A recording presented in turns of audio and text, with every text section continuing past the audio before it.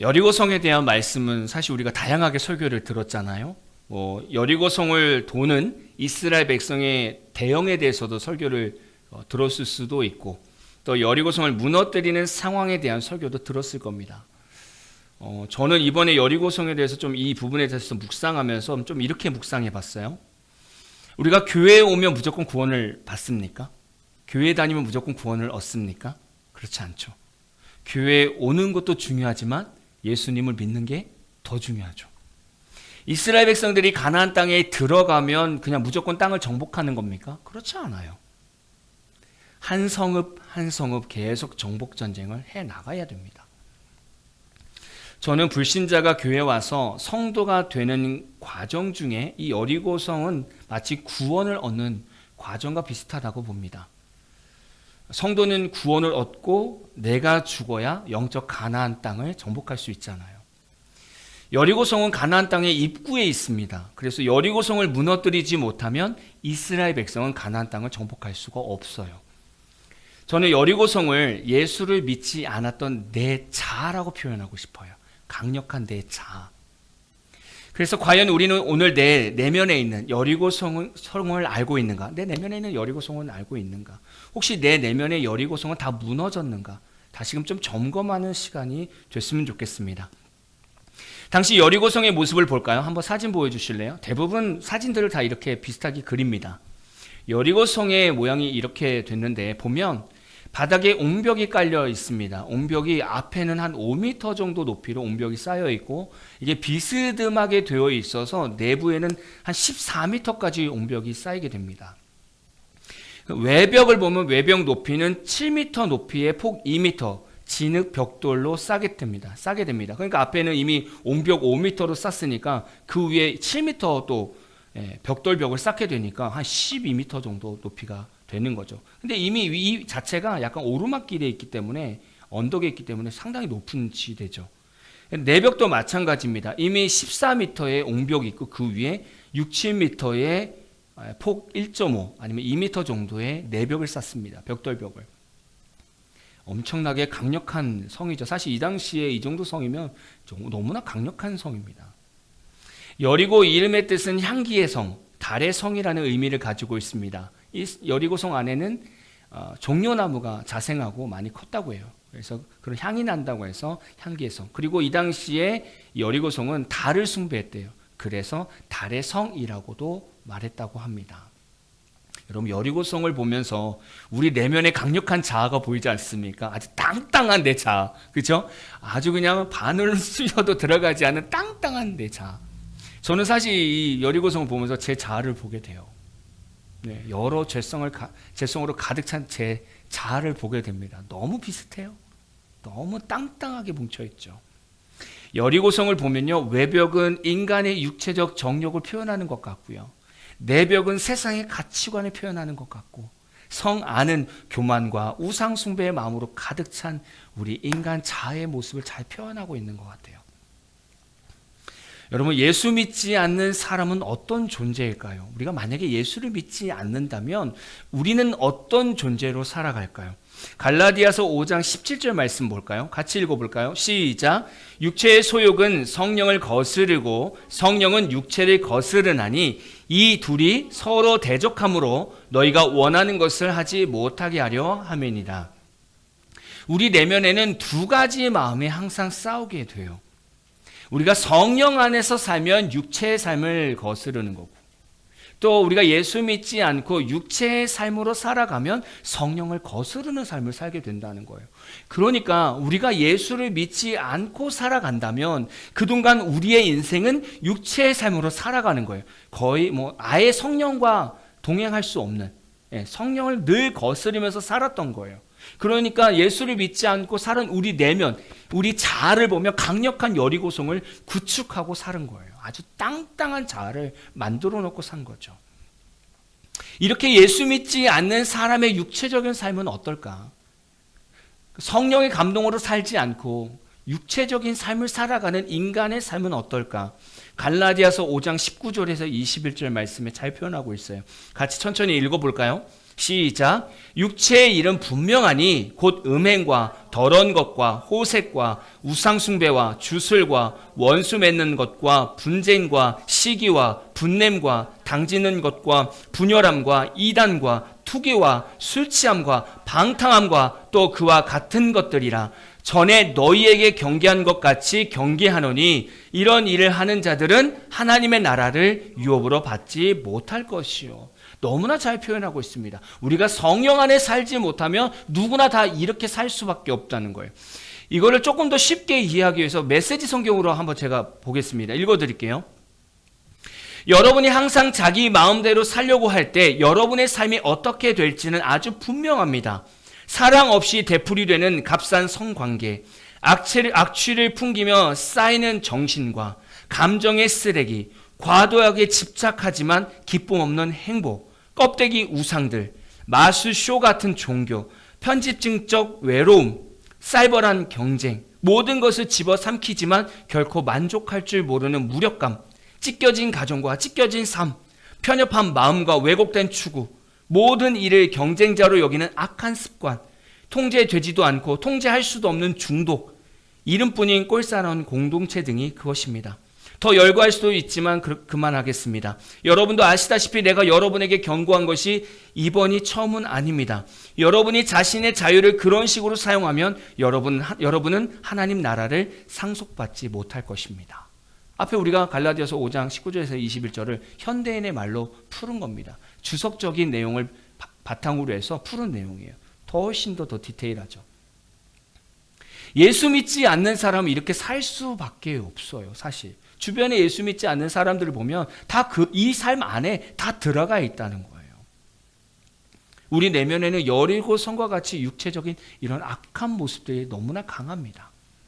사람은 예수 믿기 전에 앞에서 읽어드린 것처럼 엄청난 육체의 정욕으로 살아가게 되죠. 또한 사람들 안에는 육체적인 정욕만 있는 것이 아니라 다양한 가치관이 있어요. 예수 믿기 전에 어떤 세상적인 가치관을 가지고 살아갈까? 간단하게 몇 개 보면 첫 번째 상대주의 진리관입니다. 이게 무슨 얘기냐면 모든 진리는 상대적이다. 각자 옳다고 믿으면 그것이 진리다라고 생각하는 거예요. 요즘 사람들이 그렇게 믿고 있는 거예요, 종교를. 이 모습은 어떤 모습이냐면 사사기에서 이스라엘 백성들 모습이 그거잖아요. 자기들이 보기 옳은 대로 늘 행한다고. 똑같은 모습인 거예요. 사람이 삶의 진리를 온전히 볼 수 있을까요? 사람들이 삶에서 진리를 온전히 발견할 수 있을까요? 우리는 진리를 발견할 수가 없어요.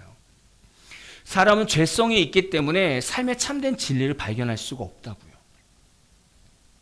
죄성이 있는 사람들은요, 자신들 기준에서 진리를 판단하고 그것이 맞다라고 생각하고 살아갑니다. 이게 죄성 있는 사람들의 한계예요. 자기들이 볼 때 옳다라고 판단하는 것을 그 진리라고 생각해요. 근데 성경은 내가 곧 길이요 진리요 생명이라고 요한복음 14장 6절에 말씀하고 있어요. 오직 성도는 자신들이 진리를 선택하고 판단하는 것이 아니라 예수님이 절대적인 진리라고 고백하는 거예요. 신앙생활, 삶의 자체가 달라요. 또 볼까요? 두 번째는 물질주의, 성공지상주의입니다. 불신자들은 돈이 곧 행복이다. 많이 가지는 것이 성공이다라는 생각을 가지고 살아갑니다.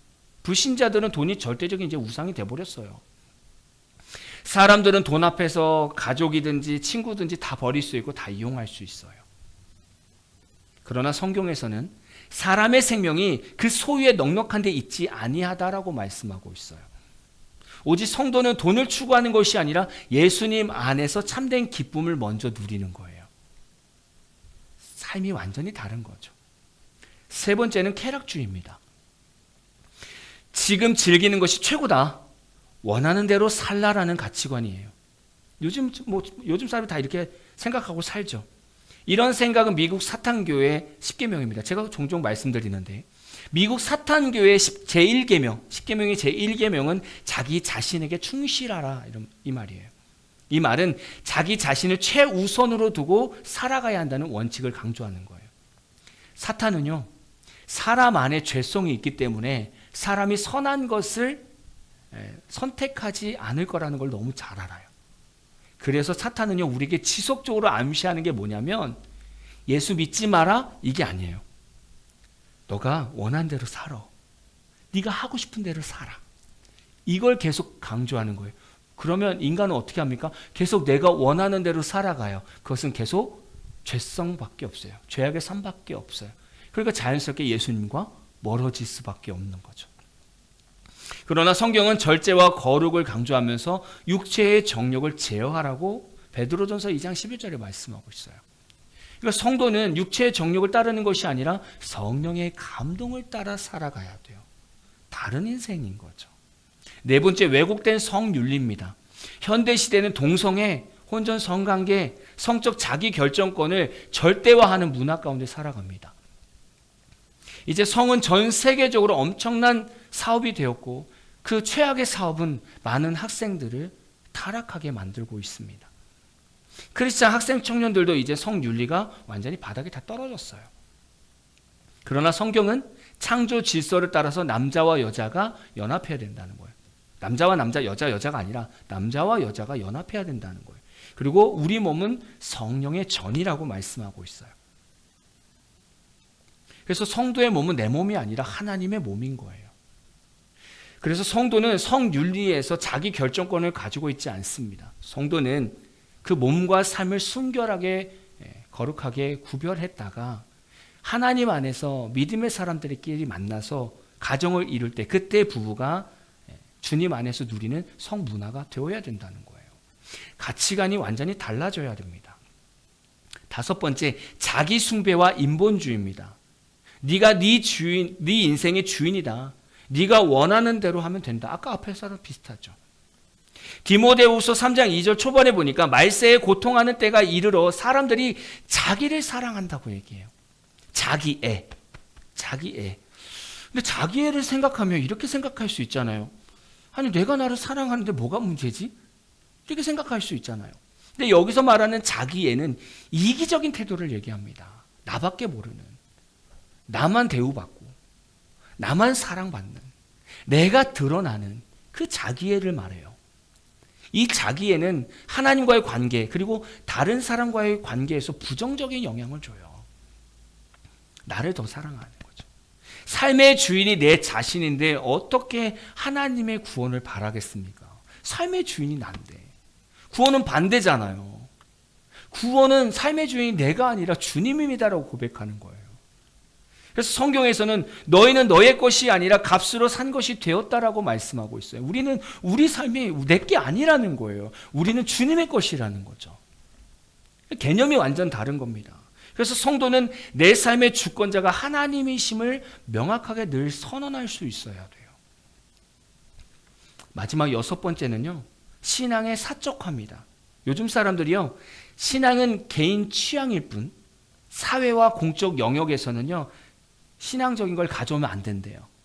그렇게 생각하고 있어요. 그러니까 신앙과 생활을 구분하자는 얘기예요.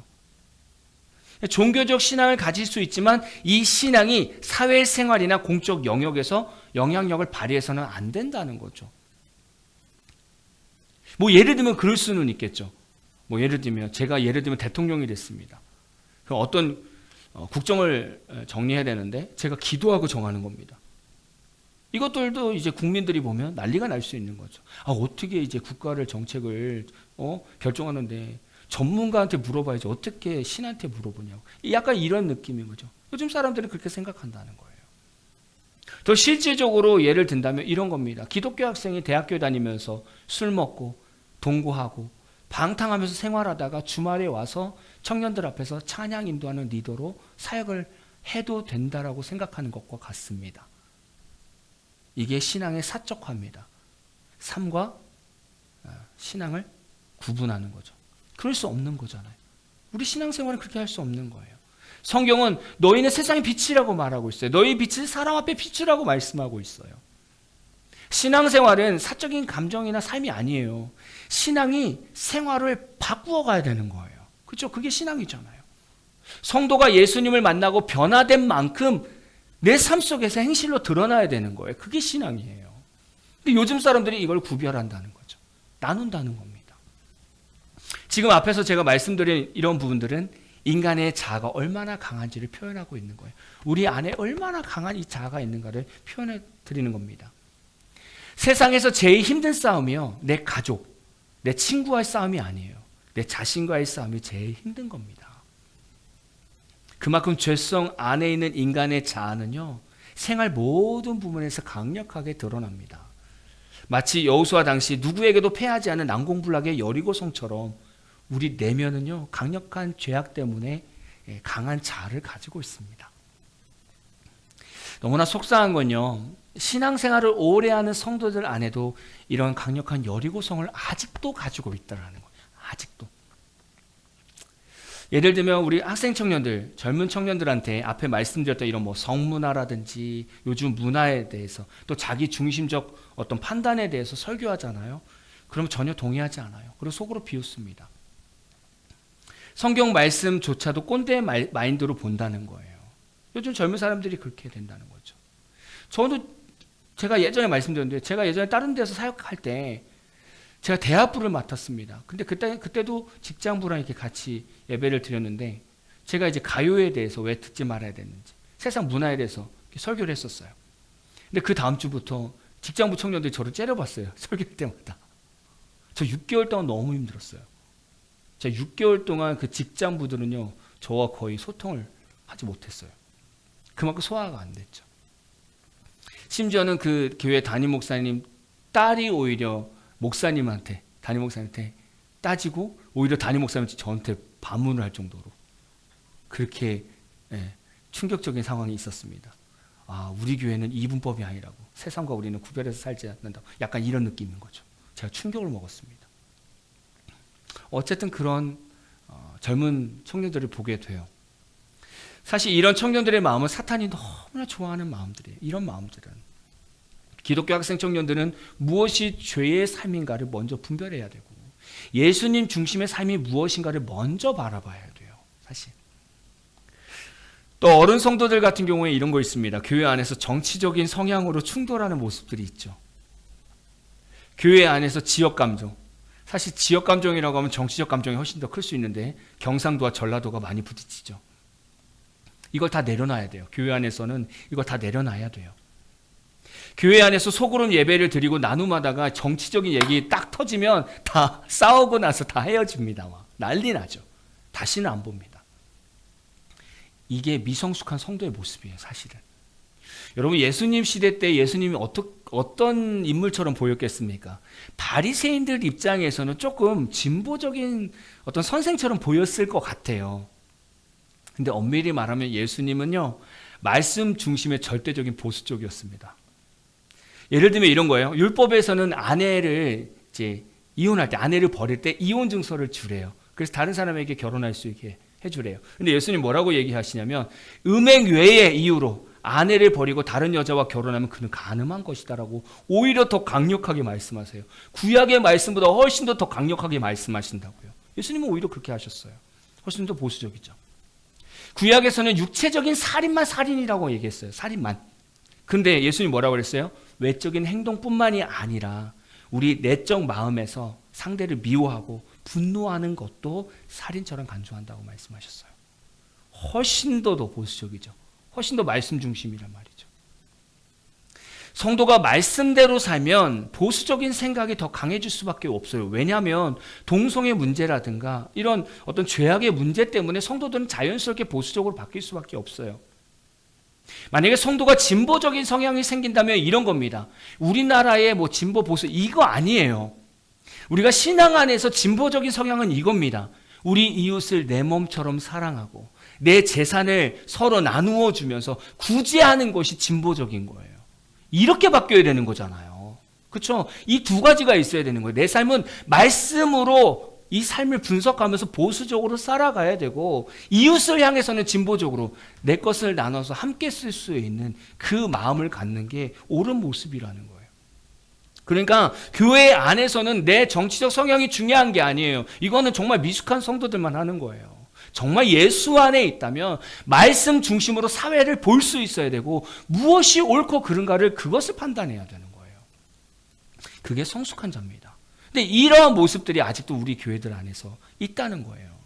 이게 여리고성이 아직 무너지지 않은 거예요. 내 자아가 무너지지 않은 거예요. 하나님 말씀보다 더 위에 자신의 정치적 성향이 위에 있는 거예요. 그러니까 교회에서 싸우는 거예요. 아니 하나님이 임하시는 이 전에서 왜 싸우냐고요. 왜? 말도 안 되는 거잖아요. 그러니까 아직 덜 깨졌기 때문에 그래요. 내 자아가 안 깨졌기 때문에 싸우는 거예요. 혹시 저와 여러분 안에 이런 여리고성과 같은 강력한 자아가 혹시나 살아있지는 않은지. 분명한 것은요, 우리가 아무리 죄성을 가지고 세상에서 방탕하며 살았어도 하나님 앞에서는 우리가 아무것도 아닌 존재라는 것. 우리 내면에 여리고성이 있지만 하나님 안에서 우리는 순식간에 무너질 수 있다는 것. 저는 그걸 믿습니다. 오늘 말씀에서 여리고성이 어떻게 무너졌습니까? 아주 간단합니다. 7 제사장들은 양강나팔을 불고 앞으로 전진합니다. 하나님의 언약궤는 그 나팔을 부는 제사장 뒤에 따라갑니다.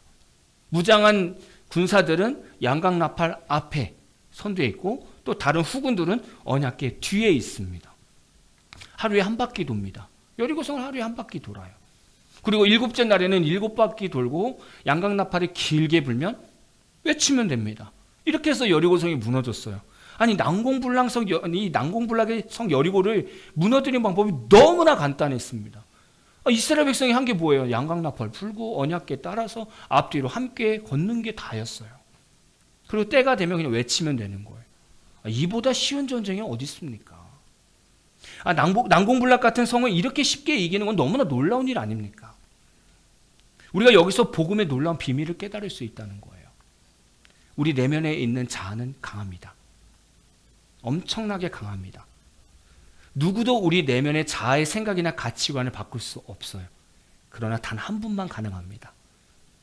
하나님의 구원의 역사가 우리 안에 임하면 여리고성과 같은 강력한 내 자아는 한 번에 무너진다는 거예요. 에베소서 2장 1절에서 5절 우리 같이 힘있게 읽어보겠습니다. 시작. 그는 허물과 죄로 죽었던 너희를 살리셨도다. 그때의 너희는 그 가운데서 행하여 이 세상 풍조를 따르고 공중의 권세 잡은 자를 따랐으니 곧 지금 불순종의 아들들 가운데서 역사하는 영이라. 전에는 우리도 다 그 가운데서 우리 육체의 욕심을 따라 지내며 육체와 마음에 원하는 것을 하여 다른 이들과 같이 본질상 진노의 자녀였더니 긍휼이 풍성하신 하나님이 우리를 사랑하신 그 큰 사랑으로 인하여 허물로 죽은 우리를 그리스도와 함께 살리셨고 너희는 은혜로 구원을 받은 것이라. 아멘이죠. 앞에 있는 거 다 설명하고 있는 거예요. 과거 우리 예수님을 만나기 전에는 우리는 세상 사람들과 똑같이 세상 풍조, 아까 제가 앞에서 여러 가지 6가지 가치관을 말씀드렸잖아요. 또 육체적으로 사는 일, 갈라디아서 5장을 우리가 읽었잖아요.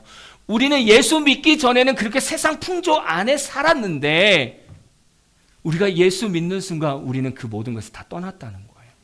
왜? 죽어있는 삶에서 살아나고 예수 그리스도의 복음으로 우리는 다시 구원을 얻었고 그 삶에서 우리는 떠났다는 거예요. 너무 놀라운 복음 메시지 아닙니까? 이거예요. 예수님을 믿지 않았을 때는 우리는 여리고성과 같은 그 강력한 죄성의 자아 안에서 살아간다는 거예요. 그거는 누구도 깰 수 없는 거죠. 그러나 예수님을 영접하며 하나님의 그 큰 사랑으로 인해서 인생이 살아나고 구원을 받는 놀라운 인생을 산다는 거예요. 저는 이게 복음입니다. 복음. 아직 우리 안에는 무너지지 않은 여리고성이 있을 수도 있고 우리 가족과 친구들 안에는 아직 무너지지 않은 여리고성이 있을 수 있죠.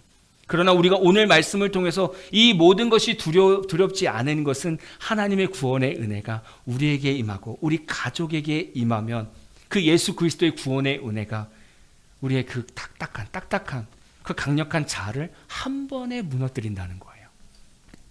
그게 복음입니다. 여리고성의 함락은 중요하다고 말씀드렸어요. 여리고성이 무너지지 않으면 가나안 땅의 정복은 이룰 수 없는 거예요. 내 안에 자아가 무너지고 예수로 가득 차야 우리 인생의 가나안 땅, 영적인 가나안 땅은 열리기 시작하는 겁니다. 그럼 우리 삶 속에서 어떻게 예수님을 나의 구원자로 모시고 내 안에서 여리고성을 무너뜨리며 살 수 있을까? 간단하게 3가지만 나누고 마치겠습니다. 첫 번째, 부정적인 말, 믿음 없는 말을 하지 마라. 여호수아서 6장 10절 같이 읽어볼까요? 시작. 여호수아가 백성에게 명령하여 이르되 너희는 외치지 말며 너희 음성을 들리게 하지 말며 너희 입에서 아무 말도 내지 말라. 그리하다가 내가 너희에게 명령하여 외치라는 날에 외칠지니라 하고, 내 안에 죄성의 여리고성을 무너뜨리는 방법 중에 하나는요, 내 입에서 부정적인 말, 믿음 없는 말이 사라져야 됩니다. 지금 여호수아가 이스라엘 백성에게 이것을 명령했습니다. 왜 그랬을까요? 이스라엘 백성들은요, 환경과 상황을 보면서 입만 열면 원망과 불평밖에 없어요. 아마도 이 명령이 없었다면 이스라엘 백성은 여리고성 돌면서도 계속 투덜투덜했을 거예요. 아니, 이렇게 한다고 성이 무너져? 아니, 이렇게 한다고 해서 뭐가 우리가 이겨? 이 강한 성을 어떻게 이겨? 이걸 수십 번 얘기했을 거예요, 이스라엘 백성들은. 그렇기 때문에 아예 말을 못하게 만든 거예요. 아무 말 하지 마. 니네 말할 거면 그냥 원망과 불평밖에 없잖아. 니네 말하면 원망과 불평밖에 없잖아. 아무 말 하지 마. 그냥 하나님이 시키시는 것만 해. 그렇게 해서 여호수아가 명령한 거예요. 성도는요, 그냥 다른 성도들이 교회 다니면서 변화되지 않는 모습 보면서 정죄하고 판단할 필요 없어요. 다 때가 있거든요. 변하는 때가 있습니다. 그러니까 오히려 이해하고 사랑해 주는 거죠. 오히려 그런 모습을 정죄하고 판단하면 오히려 우리가 교만해져서 죽게 됩니다. 우리 영이 죽게 돼요. 그럴 필요 없어요. 또 마찬가지입니다. 성도는 내 신앙에 대해서 불신적인 말을 하면 안 돼요. 이런 거죠. 예배 드려도 여전히 내 모습은 변하지 않네. 아무리 말씀을 읽어도 여전히 내 삶은 변하지가 않네. 열심히 기도해도 내 가족은 변하지 않네. 이런 말, 믿음 없는 말, 이런 말을 우리 입에서 막아야 된다는 거예요. 생각보다 많은 성도들이 이렇게 부정적인 말을 많이 합니다. 아, 열심히 기도했는데도 하나님 응답 안 해주세요. 열심히 작정 기도하면 뭐합니까? 하나님 응답 안 해주세요. 이런 말들을 너무 많이 한다고요. 아예 이런 말 할 거면 말을 안 하는 게 낫다는 거예요. 오히려 이 불평과 믿음 없는 말은 우리 신앙을 무너뜨리는데 오히려 훨씬 더 빠르게 달려가게 만듭니다. 그래서 불평과 믿음 없는 말이 사라져야 된다. 두 번째, 말씀과 찬양 중심의 삶을 날마다 살아가야 됩니다. 이스라엘 백성들이 여리고성을 돌았을 때 한번 모습을 생각해 보세요. 한번 그려보세요. 앞에 군사가 있고 나팔 부는 제사장이 있고 언약궤가 있고 뒤에 또 군사가 있습니다. 딱 그 진영의 중앙에 있습니다. 삶의 중앙에 말씀과 찬양이 있습니다. 이게 우리 삶에 적용이 돼야 돼요. 말씀과 찬양이 우리 삶에 계속 머물러 있어야 돼요. 힘들어도 하나님을 찬양하고 힘들어도 말씀을 붙들고 이렇게 살다 보면 때로는 실망스러운 내 자신을 발견할 때도 내가 말씀과 찬양을 붙들고 있으면 또 거기서 다시금 힘을 얻어요. 때로는 실망스러운 내 가족을 봐도 말씀과 찬양을 붙들고 있으면 거기서 하나님의 새 힘을 공급받게 돼요. 때로는 실망스러운 내 환경이라든가 사업장이라든가 내 친구들을 봐도 내가 말씀과 찬양을 하고 있으면 하나님은 그 통로를 통해서 나에게 늘 힘을 주신다고요. 왜냐하면 성경 말씀과 찬양은 하나님을 보고 만나는 중요한 통로이기 때문에 그래요. 그래서 우리가 끝까지 포기하지 말아야 되는 것은 말씀을 날마다 붙들고 찬양하는 삶, 기도하는 삶, 이게 날마다 내 삶 중앙에 있어야 돼요. 그래야 우리 안에 있는 여리고가 무너져요. 마지막 세 번째, 믿음의 외침입니다. 이스라엘 백성들이 마지막 7째 날에 7바퀴 돌고 한 행동은 양각나팔을 길게 불 때 외치면 되는 거예요. 그러니까 성벽이 막 무너지는 거죠. 우리가 예수님을 나의 구원자로 영접했으면 이제 더 이상 우리의 행위로 무언가 할 수 있는 게 없어요. 우리의 행위로 구원을 얻는 게 아니에요. 그렇죠? 구원은 우리의 믿음으로 구원을 얻습니다. 어떤 행위가 아니에요. 그래서 우리가 예수님을 나의 구원자로 믿었다면 이제 믿음의 외침이 필요한 거예요. 외침. 갈라디아서 5장 24절 볼까요? 같이 읽어보겠습니다. 시작. 그리스도 예수의 사람들은 육체와 함께 그 정욕과 탐심을 십자가에 못 박았느니라. 아멘. 이미 우리는 죽었다는 얘기예요. 예수님을 믿는 순간 우리는 끝난 거예요. 아까 앞에서 말한 세상 풍조가 끝난 거예요. 그래서 성도가 예수님 믿고 구원을 받았다면 우리 강력한 자아는 죽은 거예요. 그래서 이제 우리는 믿음의 선포를 하는 겁니다. 나는 예수님 안에서 죽었습니다. 그리고 나는 예수님 안에서 다시 살아났습니다. 나의 어두운 삶은 다 떠났습니다. 그리고 예수님 때문에 나의 삶은 밝은 빛으로 가득합니다. 선포인 거예요. 우리는 이 선포를 하면서 살아가야 되는 성도인 거죠. 여러분, 우리가 한 주간 동안 이제 살아갈 겁니다. 오늘 말씀을 기억하면서 내 안에 혹시 작은 여리고성을 발견했습니까? 그러면은 내 삶의 주인 하나님, 구원자 예수님을 붙들고 내 삶에서 선포하는 거예요. 부정적인 말은 하지 않고 말씀과 기도, 찬양을 늘 하나님 앞에 나아가면서 우린 입술로 고백하는 거예요. 예수님, 나는 죽었습니다. 난 예수님과 함께 십자가에 이미 죽었고 나는 부활했습니다. 내 삶의 어두움은 다 떠났고 내 삶은 이제 예수 그리스도 때문에 밝은 삶입니다 라고 우리는 외치면 되는 거예요. 그럼 우리 삶의 강력한 여리고성과 같은 자아는 무너질 겁니다. 한 주간 동안 이 은혜를 누리는 저와 여러분 되기를 진심으로 축복합니다.